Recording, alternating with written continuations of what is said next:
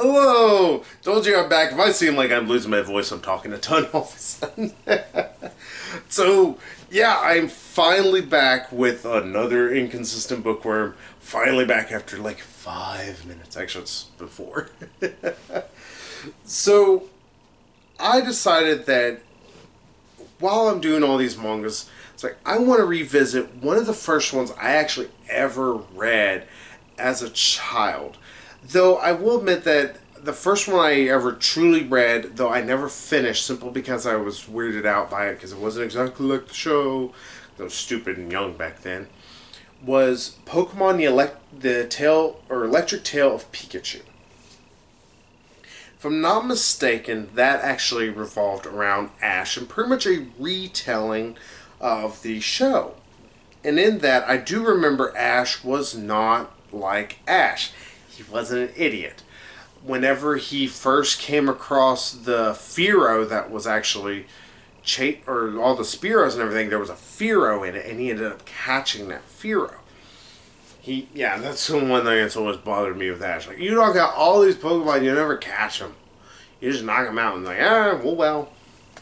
So, I decided to actually read something I almost was curious about picking up, but whenever I was younger, I picked it up, read about half of it, and stopped. And simply because I realized it wasn't a show, and I was like, oh, no, stupid.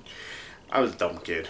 Like, when I say I was a kid, I mean, this was back when Pokemon first came out in the U.S.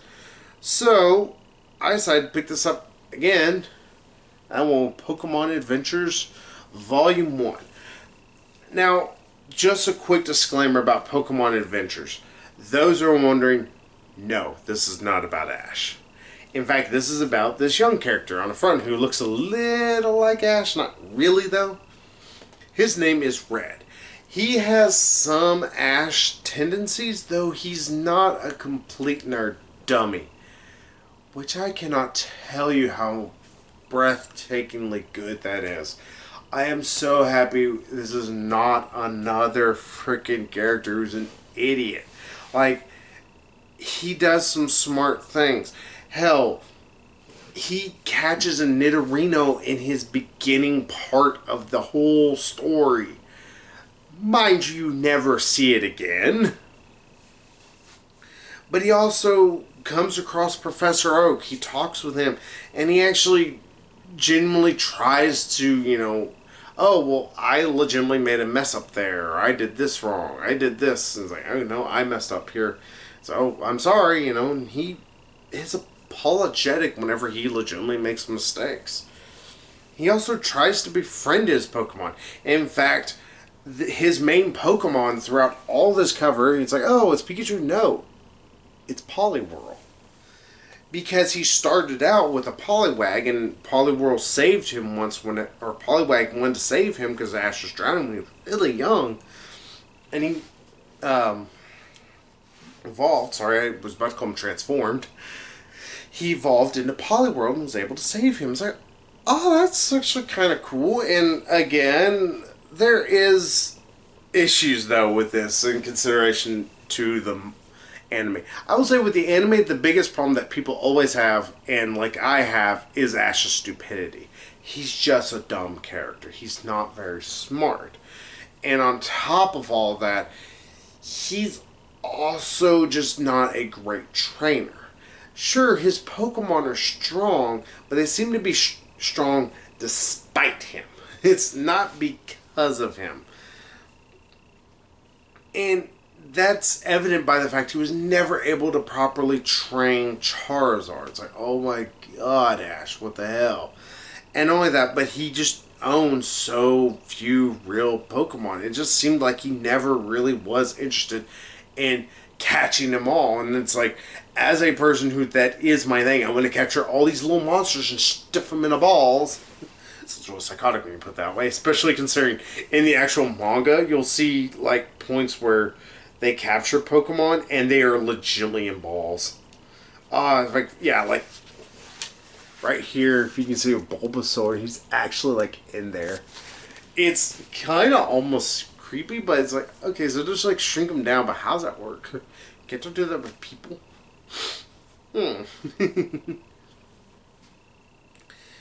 But yeah, Red here, you see him catching Pokemon. You see that he has like at one point like 26 Pokemon by the time he's about to go face Brock. And also that's the other thing. These characters aren't all the same. Brock is actually a bit of this just like badass guy. I want a challenger who Ash just eventually goes up and faces and he beats with I think he does end up using Pikachu, but it's only because like his other two Pokemon were just completely worn out, and there was no way he could go to the Pokemon Center.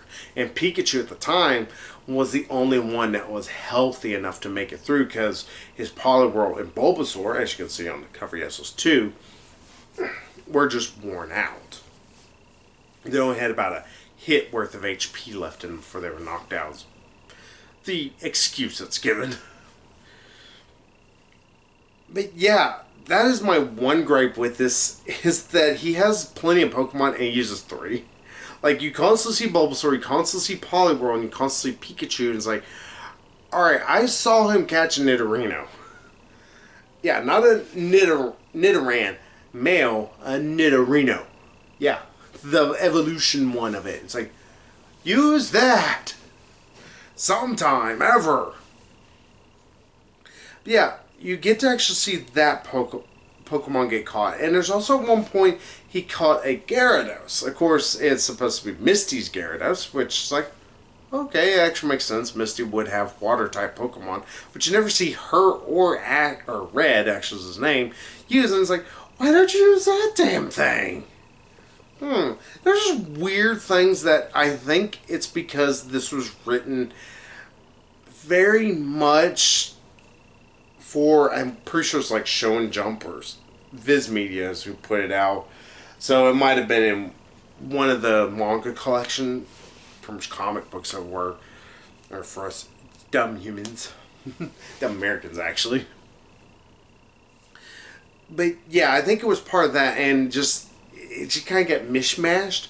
I think some chapters they're like, oh, this is chapter 2.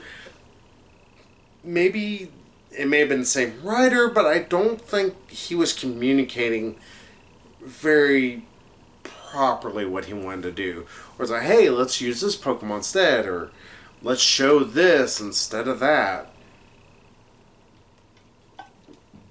Like I said, just there's certain times like, okay, I would figure he would be using this Pokemon. He's not using it. Also, at one point, see, he has a ton of Pokeballs, and and it's like different Pokemon actions. So it's like, why don't you use those? Help level them up or something. You're just being a shitty trainer like Ash. Keep using Pikachu for everything. It's one of those weird things. Oh, and also I will say, Pokemon seem to fucking die in here. Like, at the point when he faces Brock, his Onix literally falls to pieces thanks to Pikachu. Holy shit. And at one point you also could see Koga is in this. The 6th gym leader from, I'm mistaken, the one who owns the Poison Gym and all this. It's Ninja Gym. Well, in this, he's part of Team Rocket. Though, again, I think this was working off of different stuff than the original game. It says it's based on the game. I'm pretty sure this came out slightly before the game, or maybe they never played the game or something. They were just given, like, here's vague stuff about everything. Here's the Pokemon. We're going to give you the characters' names, and that's it. It's like, alright, well, here, Koga. He sounds like he's a ninja. He's got to be evil. But yeah, in this he has an Arbok, and he's facing down Gary and Red, though Gary's name is Blue, though he looks exactly like Gary. And of course he's Professor Oak's grandson. And Blue has already leveled up his Charmeleon or Charmander to a Charmeleon. Mind you, that's the only Pokemon you ever see him use. Minor problem. And they kill the Arbok. Like, just cut its head off. It's like, that wasn't needlessly violent. It makes sense in terms of the actual nature of Pokemon, like, comparing it to reality. Like, if I were to shoot fire at a snake, I'm probably going to light it on fire, or if I use something to cut it, I'm going to cut it in half. Don't care how thick its hide might be. Unless it's a friggin' tank, actually. It's still a little ungodly violent. I will say that's another thing that may or may not be a good thing for you. It just depends upon how much violence you want to put up with. The book can be very violent. And the fact that, like I said, you get an Arbok chopped in half. You can see Onyx fall to pieces. I don't think the Onyx dies because it doesn't say anything about that. But yeah, you get that. And I personally didn't have too much of an issue with it. It made sense to me, but I still thought, I was like, okay, I hope it kind of tones this down a little bit. Because I don't need to see Pikachu getting bit in half. I really fear for that. Oh, and another thing that I will say is a bit of a detriment to the actual book.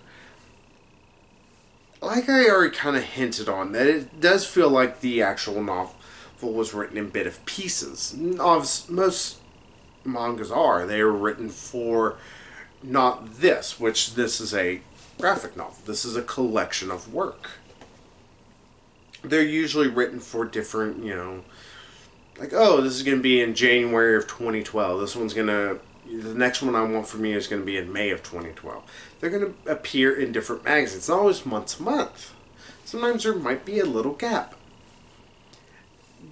I feel that was really in place for Pokemon Adventures because there's times whenever there's certain that this does feel very episodic in a not a good way of putting it.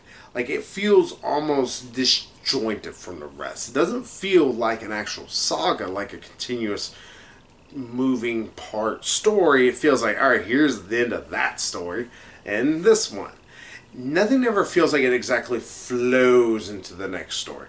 Not as well as it should. I hope they do fix that for the next one, because I will say I am going to recommend this. I am going to recommend it with a bit of a hesitation, though, because it's good. The writing is still good. There is some funny bits. There is some, at least, good character bits. Red is actually not like as an idiot. He does do some things that make me question, but I think it's more of writing, less of actually Red's just dumb. I think they forgot, oh yeah, he did catch that Nidorino at the beginning of the fucking story. Or it's like, oh yeah, we did say he caught this many Pokemon. Let's actually have him show him, or use him a little bit. Or be training him, or anything. It's like, that's the only problems, like I said. A little bit over violent at times, and just a little bit too much episodicness. I would like a more continuous story. And that's, like I said, that's going to be your make or break moment. If you like a very continuous story, that it feels like, oh, that flowed right into the other, which can be a good or bad thing. And I get for kids, it probably would be better for it being more episodic and a lot less of a continuous story, because you're asking 6 or 7 year old kids to remember something that happened 12 issues ago. Though I think it still leads to such a disjointed story, very much like the Pokemon television show, where honestly there's very few multi-part episodes. And when there are multi-part episodes, they just flow into each other, and there's barely any connection from another. Like, oh, well, Ash is leaving Cinnabar Island, but you couldn't tell that about anything else. He's still just Ash. So, yeah, I'm going to recommend it, and I'm going to read the next one, but I'm hesitant is what I shall put it as. So, if you're a big Pokemon fan, you probably will like this. If you're interested in Pokemon, I think this actually is a good way to get started, especially if you'd rather read a comic over trying to dig through game and game and game. So, yeah, hesitantly good. Gonna see how this next one is. Maybe it's gonna be great. I'm hoping. That's all I'm hoping for. So, that's all I can say about Pokemon Adventures. Just hopefully it doesn't go worse and worse and more episodic to the point where I'm losing my mind. And so until then, everybody, I'll say bye-bye.